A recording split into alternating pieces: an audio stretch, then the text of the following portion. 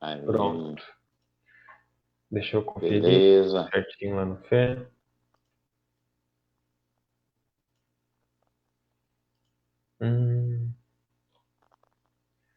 Para mim tá aparecendo aqui. Ok. Tudo bem, Legal, Sérgio? Matheus. Tudo bom. Boa noite, meu querido Matheus. Estamos aí Boa mais noite, uma querida.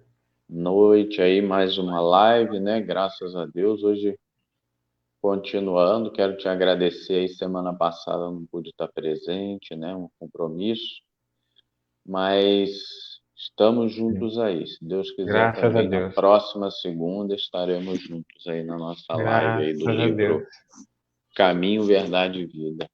Hoje vamos Exato. falar de esforço e oração. Você pode fazer Esforço uma e prece para a oração. gente, então? Opa, opa. Mais uma prece para a gente iniciar.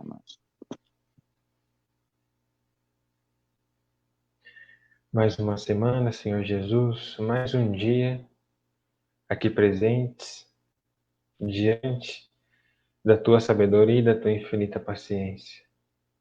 Senhor Jesus, na mensagem de hoje, esforço e oração, que na medida das nossas possibilidades, o Senhor nos ajude a compreender o que é a oração no seu sentido profundo e prático, e como devemos e precisamos nos esforçar para conseguir tudo aquilo que almejamos, tanto as necessidades materiais quanto as necessidades espirituais.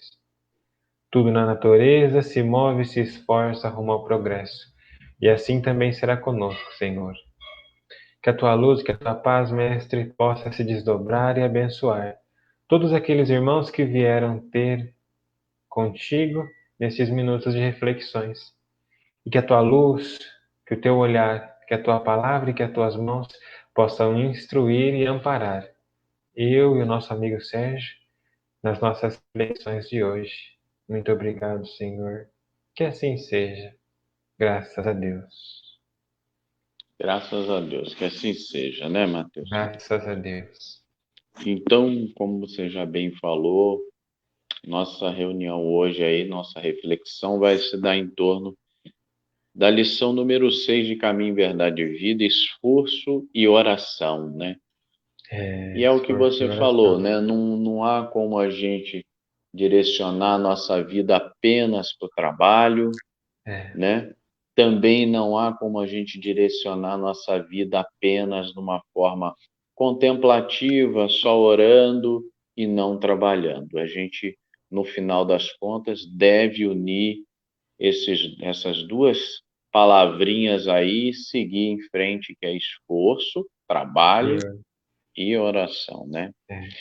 E Emmanuel começa tirando um trechinho, né, de Mateus, capítulo 14, versículo 23, e ele fala: E despedida a multidão, subiu ao monte a fim de orar, à parte.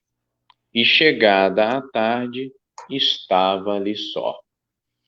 Só para contextualizar um pouquinho, né, Mateus? Esse trechinho aí da Bíblia, aqui já coloca assim que Jesus então se afastou da multidão a fim de orar sozinho e ali permaneceu, né, até a tarde, ainda estava lá só orando. Lógico, a gente está vendo aqui o aspecto do Cristo no seu isolamento, no sentido até íntimo, né, de guardar aquela intimidade com o Pai Sim, na oração.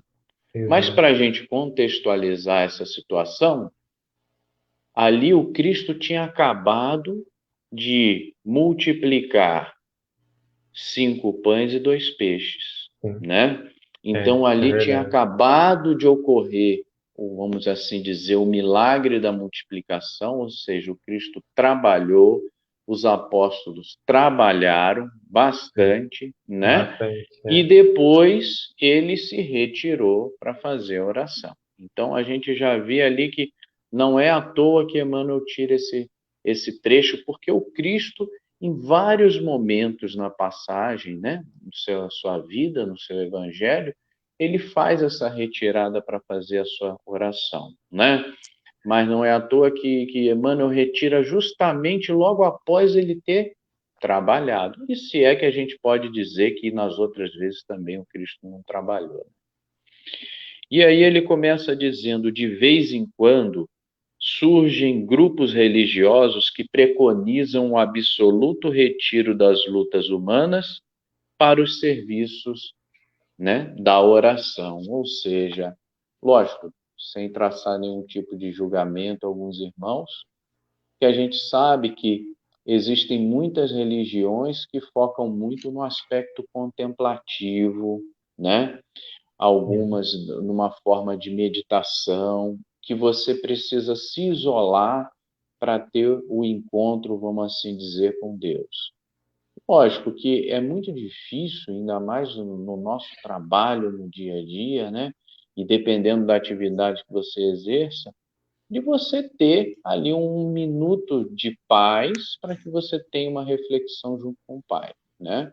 Então, o trabalho, a gente vai acabar desenvolvendo o nosso trabalho, a gente tem que ter atenção, foco naquilo que faz, e não resta, às vezes, o tempo para a oração. Lógico que há momentos em que a gente passa por um estresse, alguma coisa, né? Em que a gente pode usar até a aguinha da paz, põe um copinho d'água ali, né? Toma, e só naquele golinho você fazer uma reflexão para tentar se acalmar, né?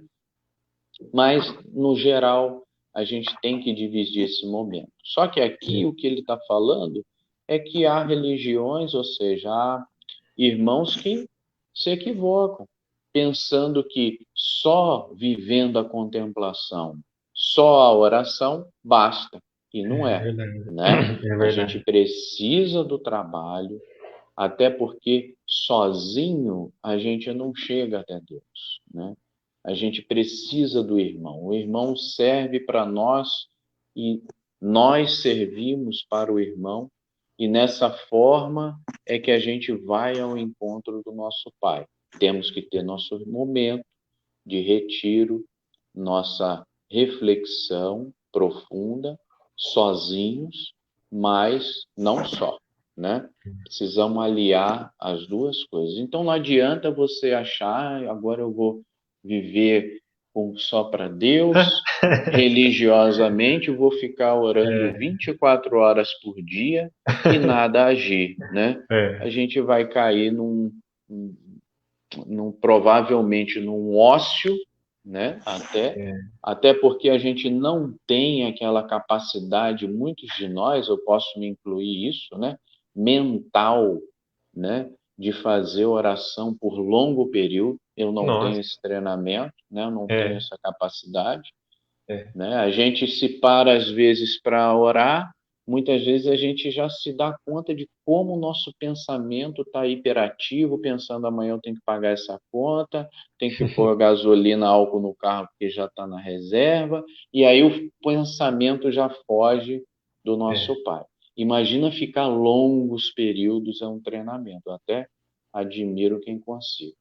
Mas precisamos verdade. trabalhar, né? Para o Precisamos. nosso bem e para o bem do próximo, É né? verdade. É Continua verdade. com nós aí, Mateuzinho, faz favor. Então, segue Emmanuel dizendo: nesse particular, entretanto, o mestre é sempre a fonte dos ensinamentos vivos. O trabalho e a prece são duas características de sua atividade divina, né? Então, Emmanuel coloca nesse particular, né? E aqui a gente pode ampliar a lição, ampliar a visão, não somente nesse particular, mas em todos os instantes da vida, o mestre é sempre a fonte dos ensinamentos vivos, né? Ou seja, Jesus ele sempre vai ser a fonte dos nossos ensinamentos vivos, porque no contexto que ele viveu, né, nós podemos dizer que Jesus na praça é Jesus perante a sociedade agindo. Nós podemos dizer que Jesus lá na casa de Marta e Maria é Jesus dentro do lar, né, orientando, mostrando a verdade, guiando os familiares. Nós podemos dizer que Jesus, no caminho do Calvário, é o nosso momento de dificuldade, onde nós temos ali o exemplo de como devemos exemplificar, né? Então, todos os momentos da vida, em todos os momentos da nossa vida, nós veremos que Jesus, de fato, ele é uma fonte de ensinamentos vivos. E Emmanuel diz, o trabalho e a prece são duas características de sua atividade divina. Então veja só, o trabalho e a prece, né? Duas características e 2 pontos. Nós falamos de prece, então nós estamos falando de trabalho mental, né? Trabalhar o nosso pensamento, trabalhar o nosso mental, né? E no caso, o trabalho em si é a ação do pensamento, né? Mediante as nossas próprias atitudes. Então aqui nós temos a união de duas coisas. O que precisa de nós, né? Pode continuar, Sérgio. Não, e muito importante, é isso. A Exato, união dos a dois. união. Porque lá no Evangelho segundo o Espiritismo, né, no capítulo 27, o em Instruções dos Espíritos, ele vai falar da prece, só que ele vai falar da prece de uma maneira muito diferente, né? Enfatizando o que o próprio Emmanuel está dizendo. Porque Emmanuel fala, trabalho e prece são duas características de sua atividade divina. Mas olha o que está escrito lá. Deveis orar sem cessar. Deveis orar sem cessar. Sem para isso vos recolherdes no vosso aposento, ou ajoelhar nas praças públicas. Então veja só, nós podemos orar sem cessar, sem para isso nos recolher na intimidade do nosso coração. Então ele diz: a prece diária é o cumprimento dos vossos deveres. E aqui nós temos outro contexto da prece. A prece diária é o cumprimento dos vossos deveres sem exceção, de qualquer natureza que eles sejam. Não é um ato de amor ao vosso Senhor assistir vossos irmãos em um ato, numa necessidade qualquer, moral ou física, né? Então aqui ele está trazendo exatamente o que Emmanuel fala, a união da atitude com o pensamento, né? Então muitas vezes nós nos recolhemos em pensamento, nós falamos, Senhor, dai-me paciência, dai-me as virtudes, né? Dai-me as belezas da misericórdia, porém, se eu desejo a paciência, após eu levantar do meu estado de oração, eu preciso buscar pacificar. Se eu desejo a misericórdia, após eu abrir os olhos e levantar do meu templo íntimo, eu preciso buscar distribuir a misericórdia. Se eu desejo de fato trabalhar, se eu peço, Senhor, me dê um trabalho espiritual ou um trabalho material, a minha obrigação é pegar da própria ação e, além de orar, ir atrás do trabalho, né? Porque é as palavras de Jesus: buscai e encontrareis, bateis e abrir-se-vos-á, pedi e vos será concedido. É ou não é, Sérgio? Isso aí, obtereis, com certeza, com certeza. Isso aí. E é o que você falou. Ele coloca aqui nesse particular, mas é lógico que a gente tem que extrapolar o Cristo para toda a nossa vida, né, meu? Sim. E prossegue Emmanuel, Jesus nunca se encerrou à distância das criaturas. Realmente, sempre esteve com o povo, com o fim de permanecer em contemplação absoluta dos quadros divinos que iluminavam o coração dele, divino, né? Lógico, lógico, ele teve momentos em que ele se distanciou para orar, mas isso não serviu de desculpa, né? A sua altura espiritual, né? Sua envergadura não serviu de desculpa para ele viver só uma vida contemplativa, muito pelo contrário. Trabalhou, serviu, mostrou que servir é melhor do que ser servido, né? Exato. Mas também cultivou a prece em sua altura celestial. E eu vejo isso aí, pego para mim principalmente, né, como um exemplo, como uma lição muito forte, porque imagina que o Cristo, na sua condição e na sua envergadura, trabalhando, não abriu mão da prece. Nossa. E nós, que muitas vezes falhamos e ainda erramos, às vezes a gente trabalha muito, mas a gente se esquece da prece e não cultiva, né? Então veja que, exato, e não cultiva a prece. Então o que você falou, não devemos ficar o dia todo orando, mas a gente precisa reservar um tempo, um período de recolhimento à prece pessoal, uma reflexão, um direcionamento a Deus, né? Ou a força superior que a pessoa queira acreditar, para se perguntar: o que eu fiz de errado? Posso melhorar nisso, naquilo? O que devo fazer e pedir a melhora constante, né? Porque é o Sim. que é para isso que a gente está aqui, não é verdade? Exato. É. Então vamos lá, Mateus, continua para nós aí.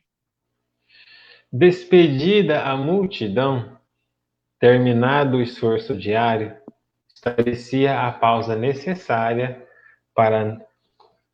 Não, peraí que eu pulei a Isso. página aqui. Não, tá Tá aqui. certinho. Despedida a multidão, terminando o esforço diário, estabelecia a pausa necessária para meditar à parte, comungando com o Pai, na oração solitária e sublime. Isso. Parágrafo muito grandioso, né?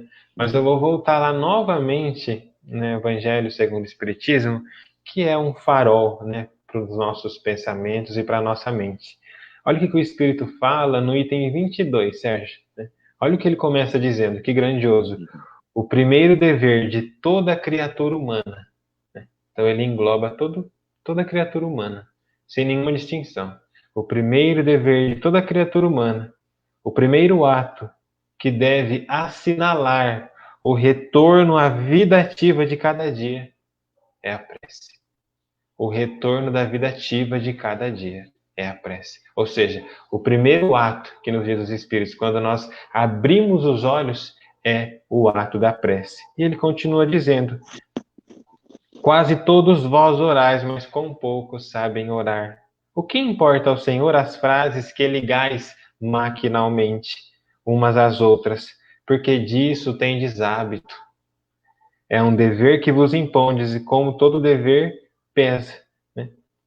E ele fala, a oração, ela deve se levar aos pés da majestade, com uma grande humildade, com profundidade, num arrebatamento de gratidão por todos os benefícios concedidos. Então veja só, né? A maneira de orar, e ele coloca a oração da maneira que ela deve ser introduzida e como ela deve sair de dentro para fora. Né? E nos diz Emmanuel, lá despedindo a multidão, terminando o serviço, porque da mesma forma que nós começamos o nosso dia orando, nós terminamos o nosso dia orando, né?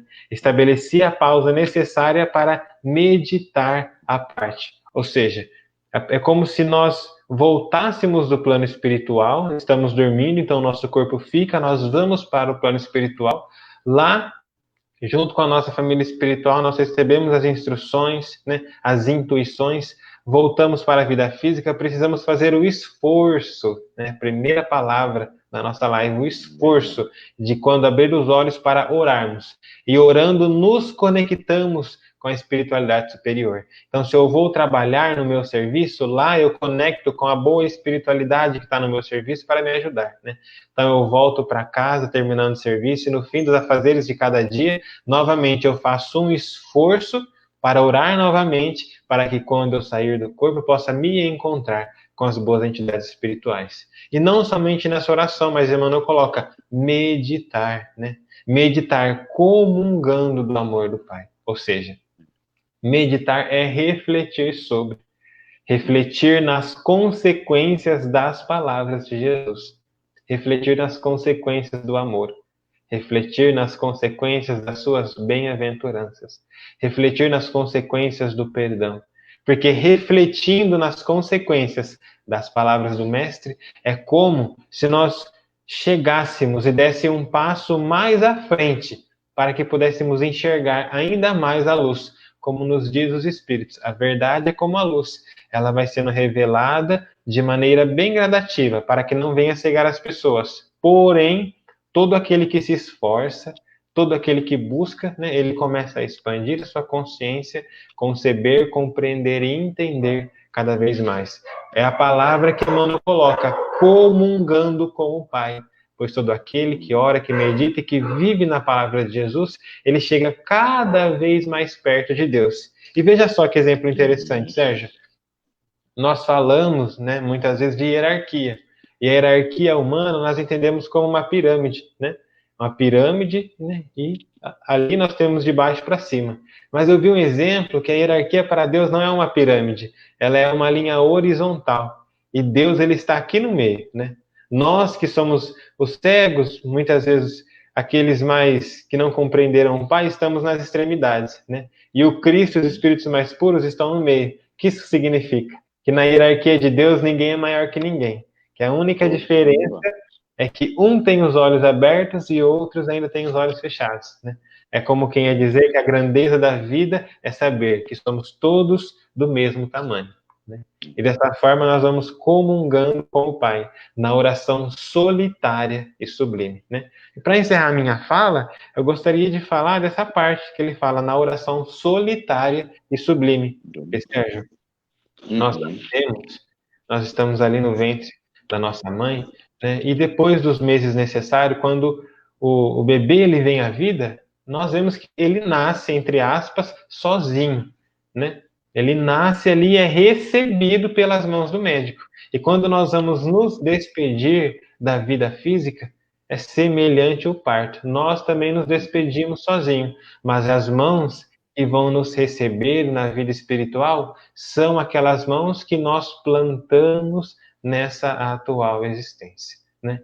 Então, nessa questão solitária, é muito importante nós nos conhecermos, sabermos quais são as mãos que nós estamos estendendo, saber quais são as mãos que nós estamos atraindo para nós, porque no dia do parto espiritual, essas mesmas mãos estarão nos esperando. Porém, quais são as mãos que nós estamos ofertando? Ou quais são as mãos que nós estamos negando, né? Nessa oração solitária e sublime. É verdade. Voltaremos, né? Se Deus quiser, e Ele quer. Então, continuando aqui, se alguém permanece na Terra, é com o objetivo de alcançar um ponto mais alto. Claro, todos devemos evoluir, né? Nas expressões evolutivas, pelo trabalho que foi convocado a fazer. E pela oração, o homem recebe de Deus o auxílio indispensável à santificação da tarefa. Então, lógico, todos nós estamos aqui para evoluir, necessitamos do trabalho, mas quando a gente ora, a gente recebe essa, que ele colocou aqui, a santificação da tarefa. Eu diria assim, que a gente recebe melhor uma iluminação, né, da nossa razão, né? No meio espírita, a gente costuma muito falar da fé raciocinada, que a gente tem que ter a fé raciocinada, né? Mas é importante, muitas vezes, a gente ter o raciocínio iluminado. Olha, né? Só. E o raciocínio iluminado, ele vem... Qual assim, uma ajuda que a gente pode ter maior iluminação no nosso raciocínio? Luz, trazer luz. Muitas vezes através da oração, né? A gente está ali no ambiente de trabalho, naquele estresse, né? Aquela correria no dia a dia. Então, a oração é isso. Não é que vai nos tornar santo na palavra, né, literal, como aqui Emmanuel, que ninguém é santo, né? Sim. Mas traz mais iluminação à nossa razão, né? Ajuda para que a gente tome um pouco melhor, um pouco mais assim de paciência e tolerância na nossa razão, nas nossas decisões. Exato. Né? Esforço e prece completam-se ao todo da atividade espiritual. Então é isso, é aliar o trabalho e a prece e vai formar um todo na nossa atividade. É verdade. Continua para a gente aí, Matheus. A criatura que apenas trabalhasse sem método e sem descanso acabaria desesperada em horrível secura do coração. Aquela que apenas se mantivesse genuflexa estaria ameaçada de sucumbir pela paralisia e ociosidade. Oração ilumina o trabalho, e a ação é como um livro de luz na vida espiritualizada. E ele dá os dois exemplos, né, Sérgio? Ou seja, a pessoa que ela trabalha incessantemente, né? A pessoa que ela não para, a pessoa que não consegue se acalmar, se interiorizar, né? E utilizar da oração para iluminar as suas próprias atitudes, ela acaba desesperada, né? Ela acaba desesperada porque a oração, ela é o norte, né? A comunhão com Deus, ela é o norte do espírito, né? E por que que ela acaba Exatamente. desesperada? Porque ele não cultiva essa comunhão com o Pai. E se eu não cultivo a Sim, comunhão com o Pai, eu não tenho norte, né? Eu não tenho para onde olhar. E se eu não tenho para onde olhar, é como se eu permanecesse de olhos vendados caminhando, né? Eu sempre vou estar com medo, sempre vou estar inseguro, eu sempre não vou ter aquela certeza, né? e E não há traz algo. para ela, né, Mateus, um Exato, momento de paz, um momento de sim, reflexão, né? exato. Porque mesmo que a gente trabalhe desesperadamente, né, no dia a dia, a gente tem que refletir para onde eu estou indo, aonde eu quero chegar, né? Com tudo É, isso, né? Eu sei que há várias fases na vida da gente, em que a gente trabalha muito quando a gente é mais jovem, depois a gente vai calmando um pouco, mas a gente tem que parar e refletir. Mesmo jovem, trabalhando muito, a gente tem que ter um norte, né? E sempre se perguntar, não, mas aonde eu quero chegar? Senão você é. pega outra, uma atrapalha a outra, e o E seu você não chega em objetivo lá lugar na nenhum, né? frente não chega, né? É, E um momento de oração que não seja, como você colocou aqui, que não deve ser, lógico que não falando mal do Pai Nosso, mas não deve ser aquele mero articulatório de palavra repetida, porque dali não tem sentimento, dali é, não tem um aprendizado real, apesar da oração ser muito nobre e muito instrutiva exato, para todos nós. Mas exato, você não tem um momento de real reflexão, né? O que que eu exato, vou fazer? Para onde eu quero ir? Aonde eu quero chegar com tudo exato. isso, né? E ali você coloca muito bem. Quer dizer, o Emmanuel coloca como você leu. Se eu também ficar genuflexo o tempo todo, o que que acontece? Fica ali ocioso, parado, né? O Né? espírito ele não se movimenta. Não é verdade? É, A gente precisa do trabalho, né? exato. E aqui Emmanuel termina: cuida de teus deveres, porque para isso permaneces no mundo. Ou seja, a gente tem missão a cumprir, né? Cuida, cultiva os deveres e tá tudo aos nossos olhos, né? A gente não precisa refletir tanto para É, saber a importância que tem a família na vida da gente, o nossa, quanto você tem que cuidar da sua família, o exato, trabalho principal, né? exato. O trabalho religioso. Então, todo ser humano adulto já tem a ideia bem feita daqui para que ele veio aqui, né? Exato, Tá certo? Então tá já certo. sabe muito bem. Mas nunca te esqueças desse monte, localizado em teus sentimentos mais nobres, a fim de orares à parte, recordando o Senhor, ou seja, o monte ou aquele cantinho, né? Não precisa ser alto, porque a gente sabe o simbolismo de que o Cristo fazia em orar o monte, de se elevar, elevar o pensamento, né?